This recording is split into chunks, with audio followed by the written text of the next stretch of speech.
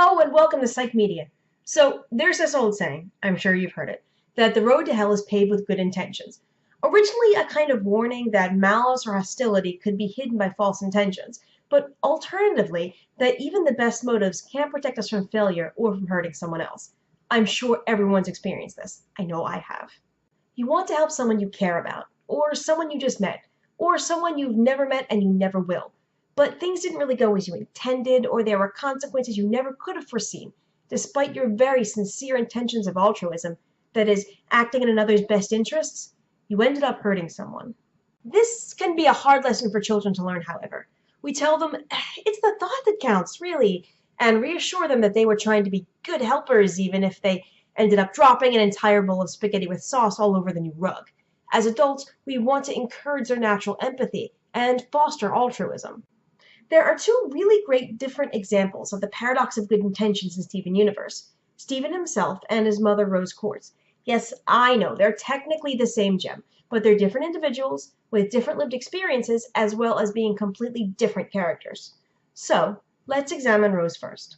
For the purpose of our analysis, the most important thing about Rose is that she's dead.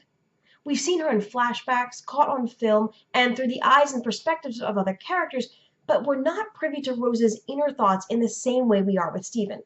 Thus, we can only infer Rose's intentions through her actions. As viewers, we're first told that Rose rebelled against the diamonds and homeworld because she cared for all life on Earth and didn't want to see it destroyed. Her tears have healing powers. She found the good in everyone. She protected and loved freely. And she committed the ultimate sacrifice so Steven could exist. We see Rose through Greg's memories and Pearl's devotions because, like Steven, we've never met her. Enshrined with quasi-religious symbolism, almost like the Virgin Mary, Rose is presented as the ultimate good, but that's not exactly the case, is it? As the seasons turn, we learn more and more about Rose's actions. She bubbled bismuth, but she didn't tell the crystal gems, letting them believe that their comrade in arms was dead. She did refuse to use the breaking point, but on the other hand, she also shattered Pink Diamond. Garnet stops just short of admitting she committed war crimes. And just what was Rose's role in Lapis's imprisonment in the mirror?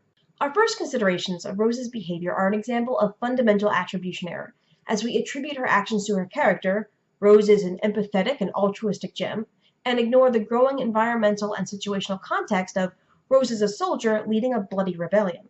Rose's intentions might have been altruistic, selfish, hostile, or anything in between, but there's no doubt that a lot of gems and people were ultimately hurt by her actions. In contrast, we the viewers are given access to Steven's intentions, which changes our perspective on his actions. We know he's coming from a place of empathy and altruism and does genuinely seem to want to help others. However, that doesn't shield him from the perceptions of others who aren't as aware of his intentions as we are. Lars in the episode The Real Lars is a great example of this in practice.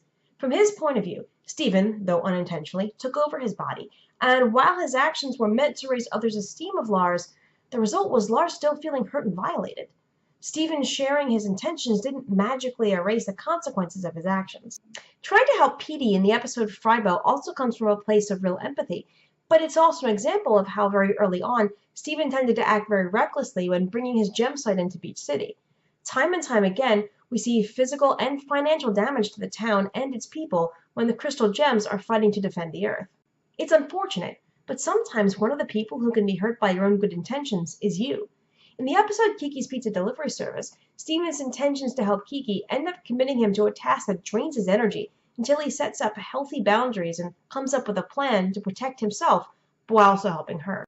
What makes Steven Universe such a great show for children is that it's clearly underscored many times that not only is Steven very aware that his intentions sometimes lead to failure and harm, but that he's also very upset by it. He says as much at the end of Mindful Education, and while Connie helps him embrace the emotions that result, the show never absolves him in the way a simpler children's show might. Taking responsibility for your actions, regardless of intention, is part of it being a healthy, mature adult, and it's one of the ways the show itself is also matured.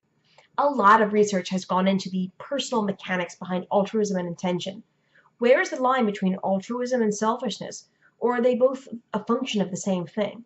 Did Rose act to save all life on Earth because she cared for it more than her own life? Or was it because life pleased her and she wanted to protect that feeling? Would knowing Rose's true intentions, hearing it directly from her, change your perspective of her as a character? We can examine Steven's altruism in much the same way.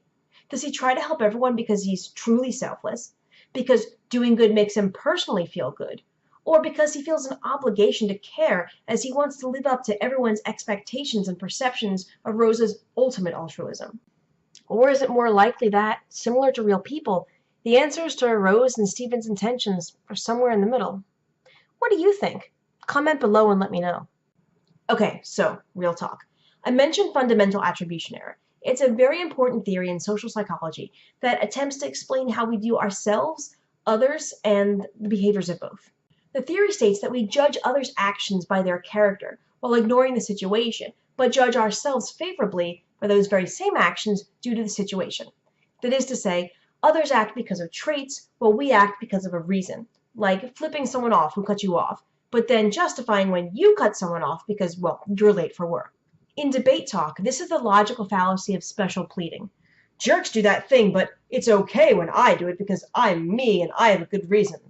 Fundamental attribution error is actually a very common trope in entertainment, especially in the 25-minute TV show format.